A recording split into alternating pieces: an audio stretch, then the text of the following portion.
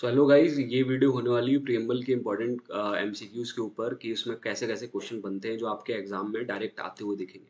तो फटाफट से स्टार्ट करते हैं। प्रियम्बल, पहले तो ये प्रियम्बल है भाई, प्रियम्बल को आप लोग देख लीजिए बहुत अच्छे से।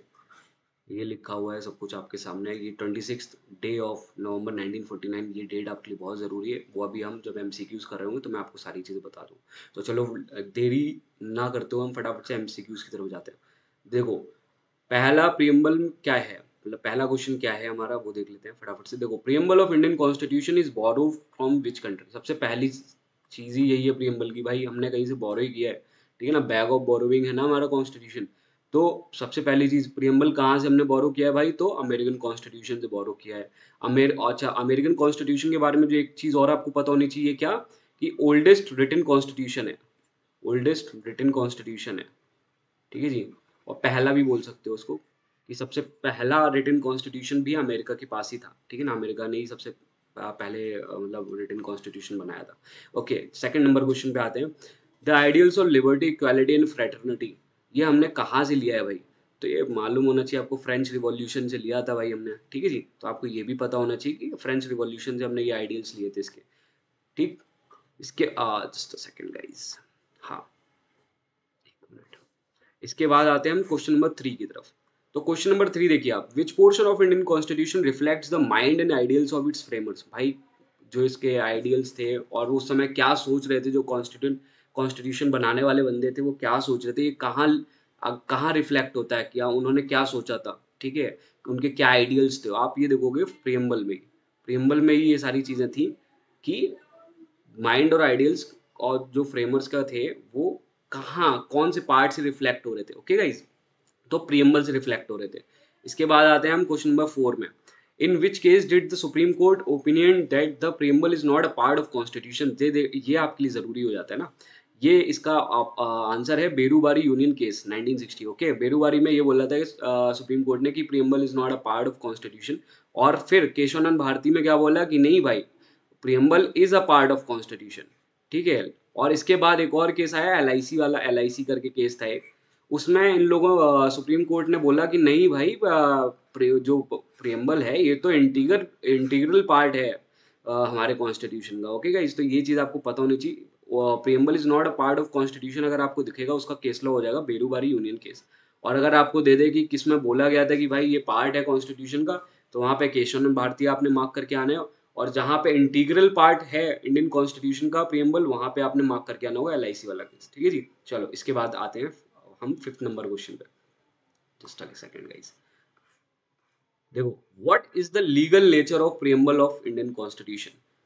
देखो, मैंने आपको लास्ट वीडियो में बताया था कि preamble, DPSP, directive principles of state policy और फंडामेंटल ड्यूटीज, ये इन्फोर्सिबल बाई लॉ नहीं होती है। इनके खिलाफ आप कोर्ट में केस नहीं कर सकते इनके वायलेशन में। ओके, तो यानी कि देखिए ऑप्शन में क्या है, it is enforceable, it is not enforceable. तो ये क्या हो जाएगा भाई, it is not enforceable by law. Okay, तो ये इसका आंसर हो जाएगा भाई। और ये तीनों के लिए होगा, प्रियम्बल, डीपीएसपी और फंडामेंटल ड्यूटीज, तीनों के लिए। ओके, इसके बाद आते हैं क्वेश्चन नंबर 6 की तरफ।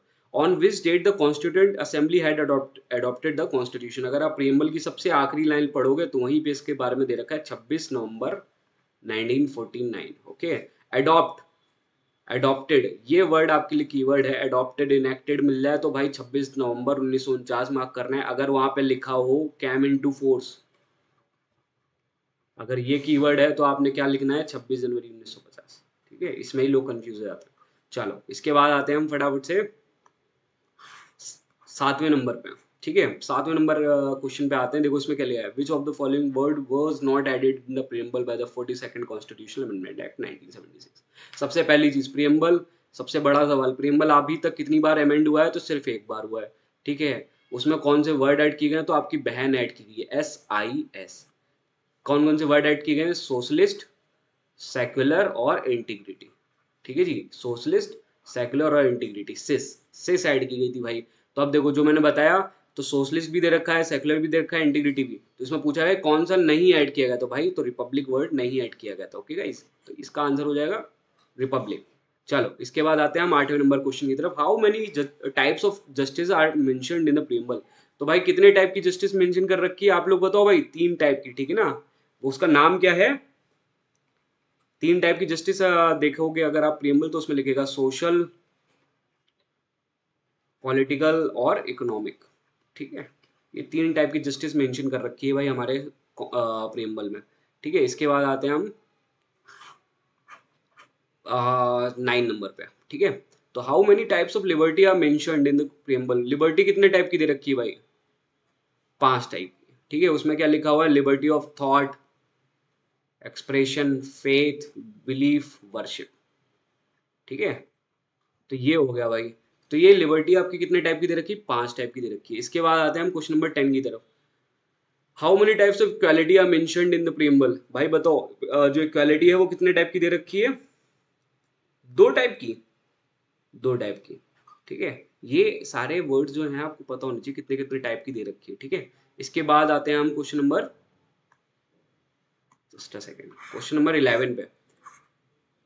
भाई ये बहुत ज़रूरी सवाल है आप लोग के लिए, क्योंकि इसका क्या करते हैं आजकल क्वेश्चन, अगर आप 2020 का, या 2020 का पेपर था शायद, 2020 या 21 का पेपर था डीओएलएलबी का, उसमें पूछा गया था ये डायरेक्ट क्वेश्चन। ठीक है, in the context of the preamble of Indian constitution which of the following sequence is correct. Sequence पूछ लेते हैं आजकल। ठीक है ना, तो आपको देखो इसकी ट्रिक है SSSDR, SSSDR। ठीक है, देखो ये तो डेमोक्रेटिक हो गया और ये हो गया रिपब्लिक। यहाँ पे फंस जाओगे आप, क्योंकि ये SSS है।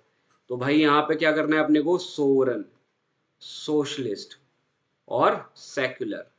ठीक है, और डेमोक्रेटिक और रिपब्लिक। तो देखो भाई कोई मैच कर रहा है क्या यहाँ पे ऑप्शन? कोई ऑप्शन मैच कर रहा है क्या यहाँ पे? Sovereign, socialist, secular, democratic, Republic. भाई तो यही आंसर हो जाएगा अपना। ठीक है ना, तो ये चीज आपको याद रखनी भाई कि ये बहुत जरूरी है आप लोग के लिए ना। इसका सीक्वेंस याद करना बहुत जरूरी है, क्योंकि ये क्वेश्चन आता है, पूछ लेते हैं। ठीक है ना, तो ये आपको याद रखना है। अब इसके मतलब क्या होता है? सोवरन मतलब क्या है? Socialist, secular, democratic, Republic. तो ये अभी हम बताते हैं, नीचे शायद एमसीक्यूज में मिल भी जाएगा। तो चलो, India is a republic means, भाई देखो आ गया ये वर्ड। रिपब्लिक का मतलब क्या है यहाँ पे? It is the people who are the final authority in all matters. नहीं, देखो रिपब्लिक का सीधा सरल मैटर क्या होता है कि भाई जो आपका हेड होगा, हेड ऑफ द स्टेट होगा, वो क्या होगा? इलेक्टेड होगा, इलेक्टेड हेड होगा। कोई मोनार्क सिस्टम नहीं है जैसे इंग्लैंड में होता है ना, कि राजा का बेटा राजा बनेगा। वो वाला सिस्टम इंडिया में नहीं है। ठीक है ना, हमारे यहाँ क्या होता है? इलेक्टेड होता है हेड ऑफ द स्टेट जो होगा वो इलेक्टेड होगा। ठीक है, तो हमारे यहाँ हेड ऑफ द स्टेट कौन है भाई? प्रेसिडेंट साहब। ठीक है, और प्रेसिडेंट साहब कैसे इलेक्ट होते हैं? इनडायरेक्ट इलेक्शन से। ठीक है, आप वोट देने नहीं जाते हो। ठीक है, लेकिन आपके रिप्रेजेंटेटिव वोट देने आते हैं, इलेक्टेड मेंबर्स ऑफ लोकसभा और Rajya Sabha plus legislative assemblies. Okay, तो ये चीज होती है, यानी कि इनडायरेक्ट इलेक्शन होता है, बट होता तो इलेक्शन ही है ना। ठीक है, तो इलेक्टेड होता है ना हेड ऑफ द स्टेट। तो बस इसका मतलब यही हुआ, India as a republic means there is no hereditary rulers in India. Okay, बस यही चीज है, इसका मतलब यही हो गया। तो आपको ये चीज पता होनी चाहिए भाई, कोई हेरिडेटरी रूलर नहीं होगा, राजा का बेटा राजा नहीं बनेगा, यहाँ पे इलेक्शन के थ्रू होगा। ठीक है, बाई इलेक्शन होगा। तो रिपब्लिक मीन्स जो सबसे पहली पोस्ट होगी वो भी कैसी होगी? आपकी इलेक्टेड होगी। चलो, इसके बाद आते हैं क्वेश्चन नंबर 13 पे।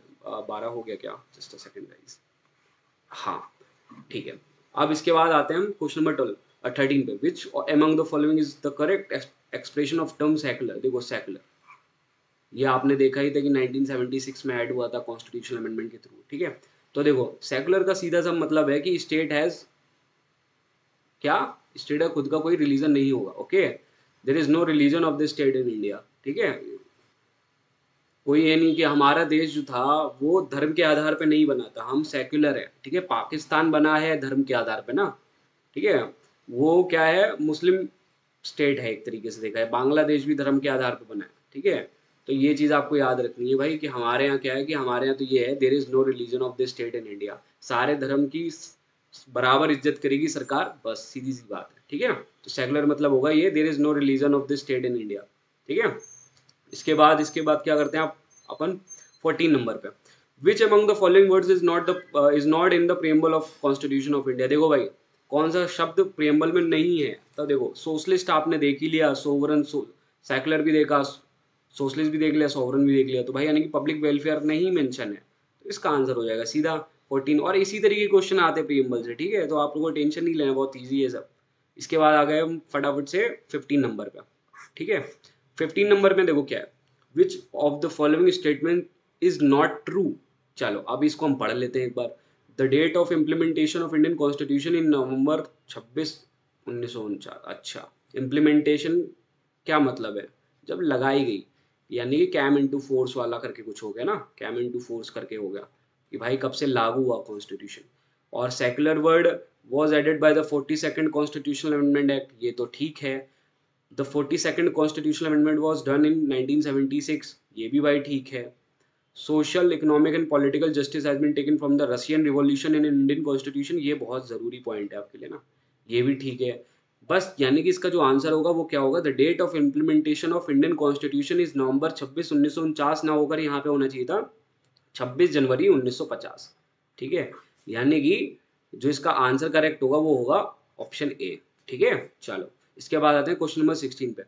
Which statement is not correct in the case of sovereign in case of sovereign India. ठीक है ना, ये क्वेश्चन थोड़ा गड़बड़ा लग रहा है बट कोई नहीं, इसमें सोवरन होने चाहिए सिर्फ। चलो देख लेते हैं।